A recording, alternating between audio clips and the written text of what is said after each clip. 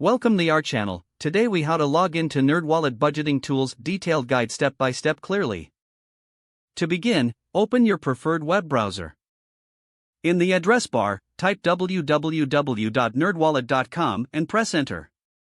Once the NerdWallet homepage loads, locate the login button in the upper right corner. Click on the login button. You will be redirected to the login page.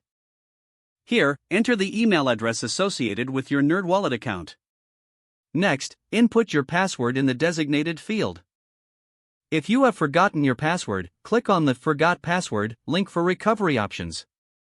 After entering your email and password, click the Login button to access your account. Once logged in, navigate to the Budgeting Tools section in the main menu. Explore the various budgeting resources available to help manage your finances. If you encounter any issues logging in, check your email and password for accuracy. You can also consider clearing your browser cache if problems persist. If you don't have an account, click on the Sign Up option to create one. Follow the prompts to set up your new account and gain access to the budgeting tools. For a smoother experience, ensure your browser is up to date. Now you are ready to start using NerdWallet's budgeting tools effectively. If the page does not load, refresh the browser or try again in a private or incognito window.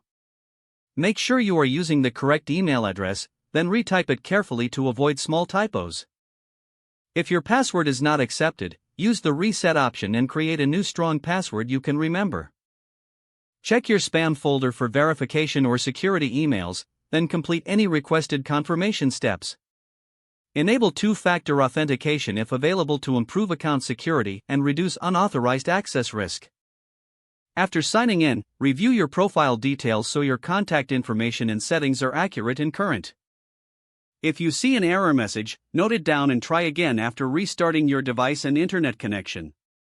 Log out when you finish, especially on shared devices, to keep your account and payment information secure.